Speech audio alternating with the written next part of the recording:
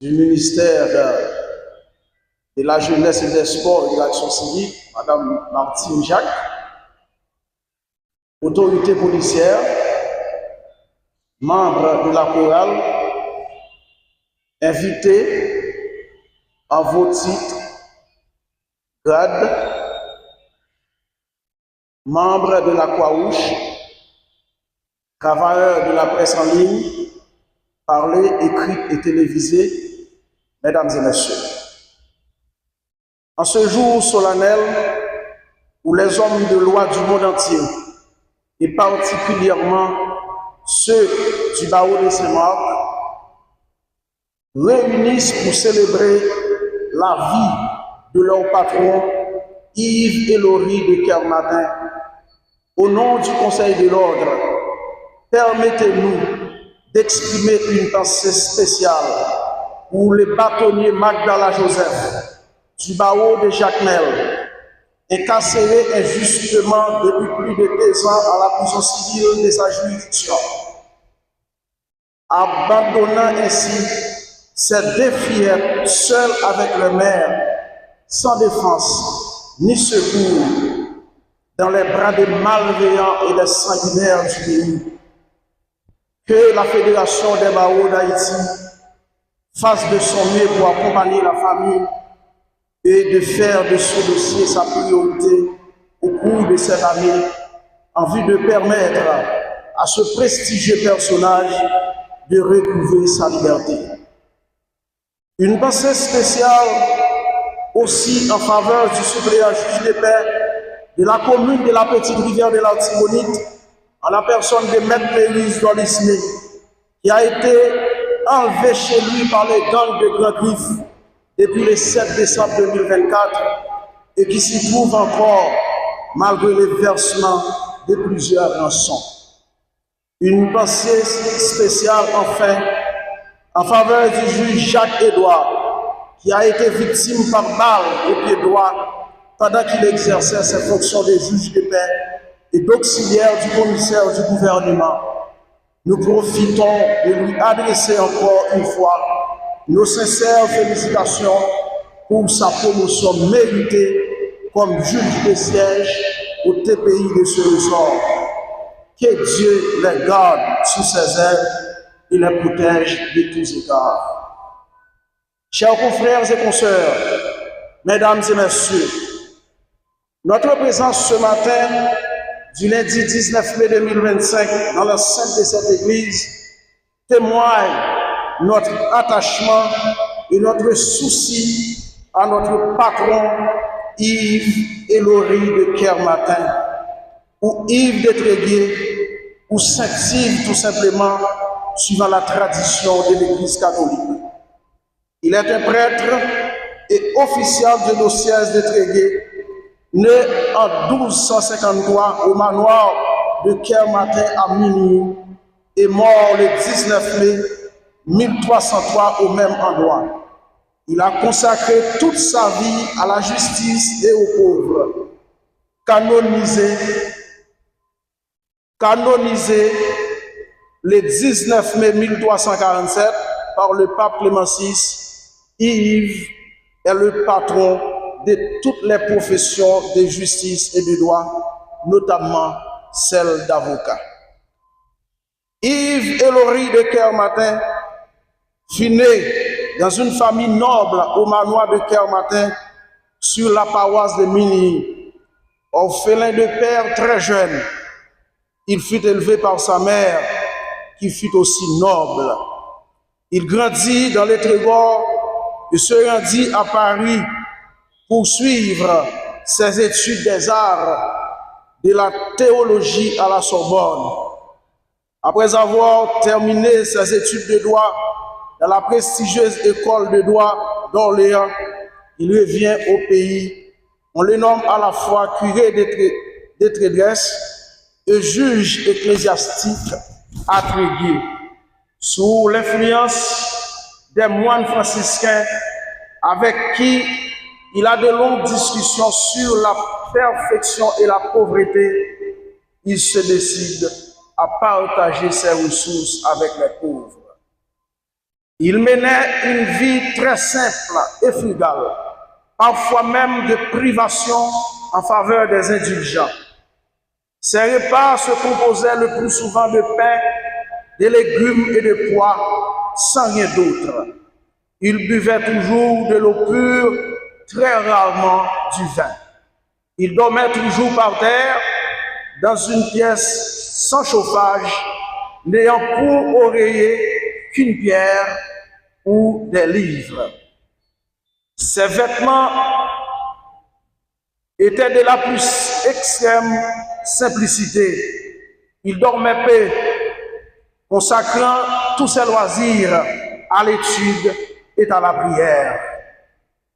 Il fut enfin d'une chasteté à l'abri de toute épreuve. Tout ce qu'il possédait ou ce qu'il lui offrait, il les donnait aux pauvres, qu'il nourrissait et qu'il logeait. Il fut construire pour eux une maison dans un domaine. Il ne se contentait pas de ses dons matériels, leur prodiguant aussi de saintes paroles. Il fut à la fois prêtre, magistrat et avocat. Comme prêtre, il était particulièrement apprécié pour ses talents de prédicateur. Il était doté d'une extrême sensibilité, pleurait souvent et faisait pleurer ses ouailles. Comme magistrat, il avait à cœur de concilier les parties. Chaque 3 affaires portées devant lui, 2 sont réglées sans jugement.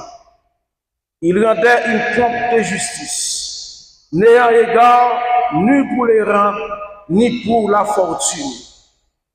On le représente souvent assis entre un riche, tenant une bourse et un pauvre. C'est vers le pauvre qu'il tournait son égard, mais personne ne soutint qu'il fût injuste au détriment des riches et des puissants. Il était simplement, profondément épris d'équité. C'est cet amour de l'équité, cette grande charité qui le conduisait à être aussi l'avocat des pauvres, des mineurs, des veuves et des orphelins. Et avant d'assister ces malheureux, il s'assurait que leur cause était juste. Puis, sans ménager ses efforts, sans espoir de rémunération ou de dédommagement, il mettait tous ses talents à leur service. Et lorsque ses confrères l'invectivaient dûment, les traitant de coquins ou de gays, il n'avait pour toute réponse qu'un large sourire. Non de moquerie, mais de béatitude. Il est le patron des magistrats et des avocats. Dire que Saint-Yves est le patron des magistrats et des avocats, cela suppose que ces derniers inspirent de ce modèle d'homme pour bien remplir les missions sacro-saintes à eux confiées depuis leur prestation de serment, chacun en ce qui les concerne.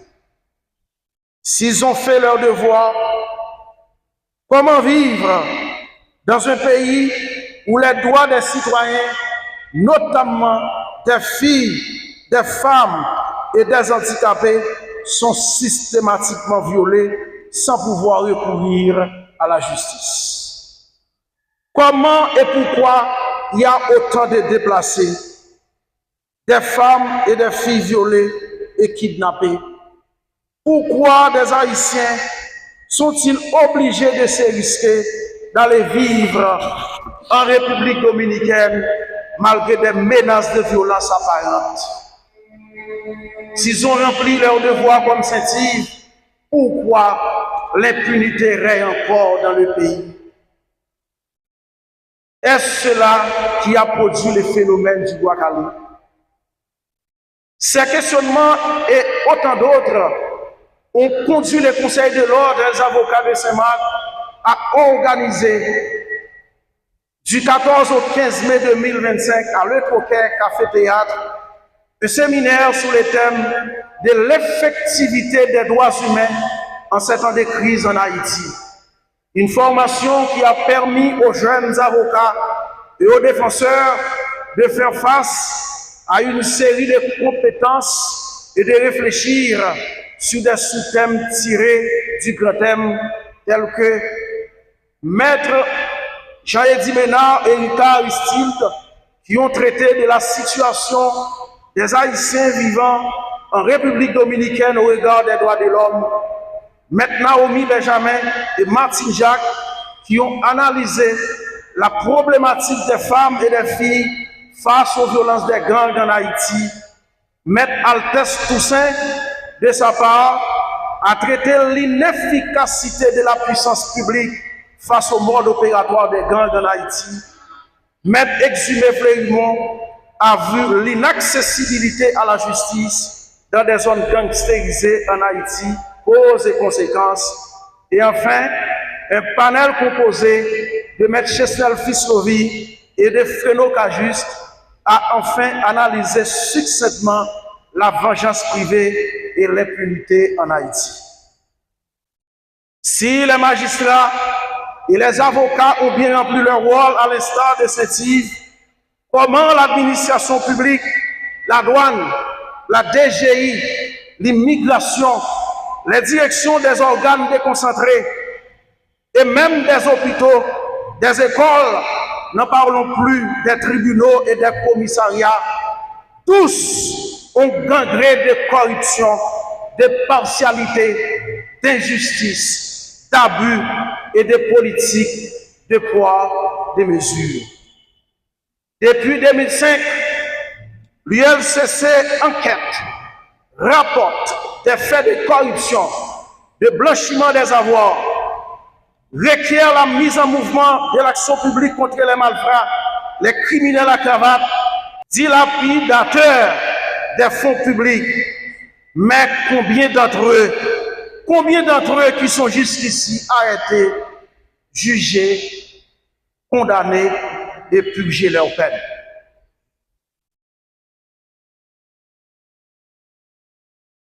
C'est cette politique injuste, clanique et abusive depuis 1804 à nos jours, mêlée d'une instabilité politique chronique, bloque tout projet, entrave tout processus de développement capable de sortir le pays du gouffre qu'il se trouve. C'est cette situation qui nous a aussi conduit à ce carrefour dangereux et sans pareil où tous les fils, toutes les filles du pays ne savent à quel sein se vouer. Que l'Haïtien vit à l'étranger, notamment en République dominicaine, il traverse son calvaire. Des dirigeants d'autres pays prennent des décisions violant ainsi le droit inaliénable des Haïtiens. Ils prennent disposition qui même contraire à sa déclaration universelle de l'amour dit, où le Kamaché prend Haïtien qui la caillou. Si vous casez caillou, fait le travail sans toucher, battre yo, si vous arrêtez yo, même femme qui a accouché dans l'hôpital yo, si vous arrêtez papa yo, la guerre dans la prison fait plusieurs jours sans manger. Si en Haïti même, c'est réel Kaima Korel. Tout pays a ganglé. Si tout partout, c'est Brisam qui a chanté.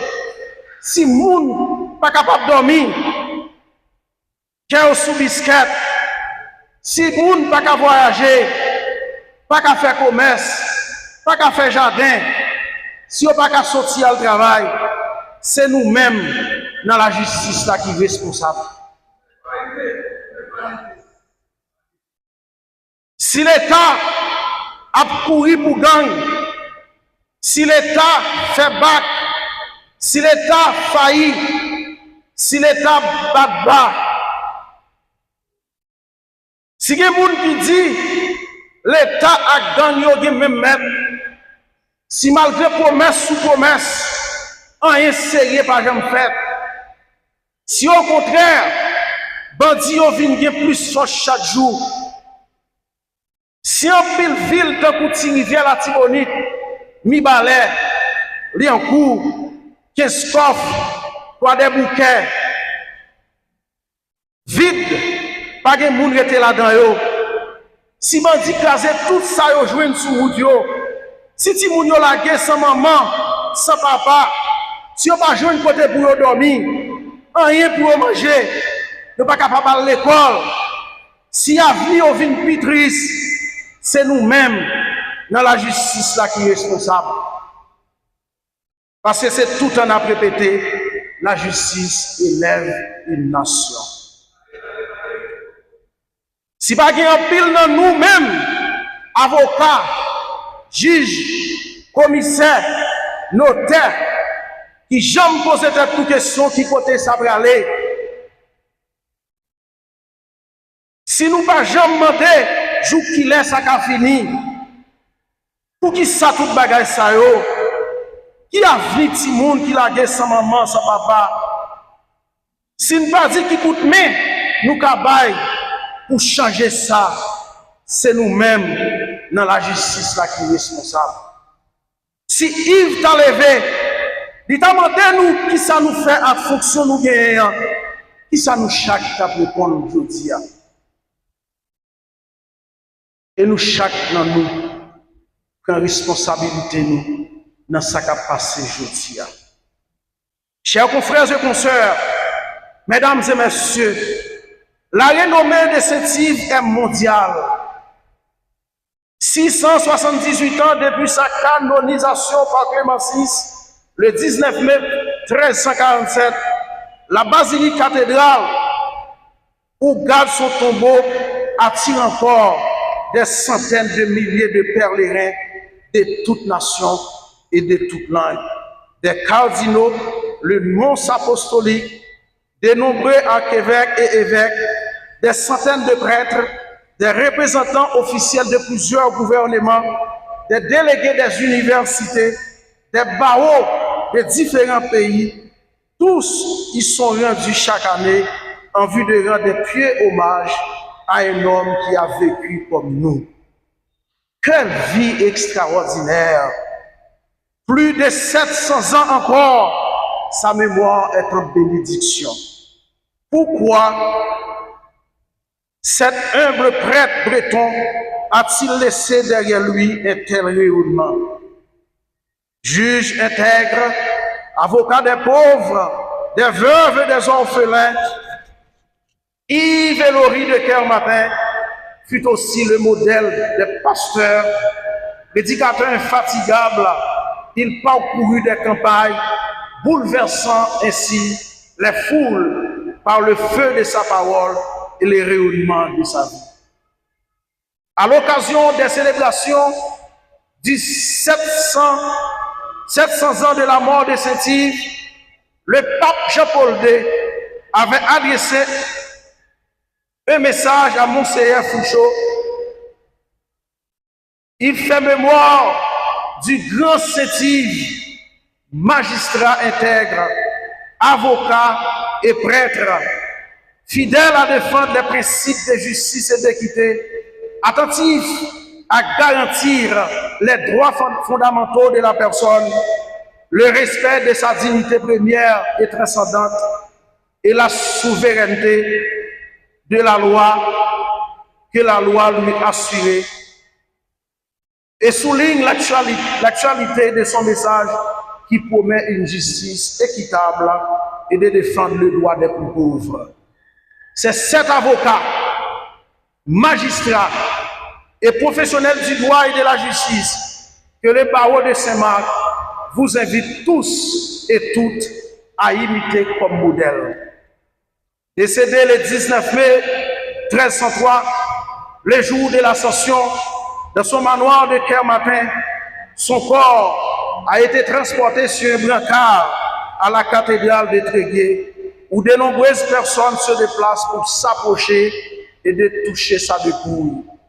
On a enfin écrit sur son tombeau « Sanctus Ivo erat Brito, avocatus sed non lafro, res amirabilis populo ». Je reprends « Sanctus Ivo erat Brito, advocatus non latro res admirabilis populo, qui signifie Yves était breton, avocat, mais pas voleur, chose admirable pour le peuple. Yves était breton, avocat, mais pas voleur, chose admirable pour le peuple. Nous ne saurions terminer sans saluer le travail de la commission qui a été chargée d'organiser la Saint-Yves. Et au nom du Conseil de l'Ordre et de tous les avocats du barreau de Saint-Marc, nous tenons à remercier les clergés de l'Église, les curés Venel Suffra et les prêtres Wilder Attilus, les célébrants, la chorale, les fidèles, les membres d'accueil, et au nom de tous les avocats et du Conseil de l'Ordre, nous remercions toutes les autorités civiles, religieuses et policières, les notables, les invités en leur titre, grade et qualité, qui, par leur présence, ont rehaussé l'éclat de cette cérémonie solennelle. Nous profitons enfin de rappeler à tout et chacun que pour marquer la fermeture des activités de la Saint-Yves de cette année, le barreau organise ce soir un gala à partir de 7h à Vénus-Bar, non loin de la place Philippe Guerrier. Bonne fête à tous les professionnels du droit et de la justice, particulièrement aux avocats du barreau de Saint-Marc. Heureuse célébration à tous et à toutes. Merci.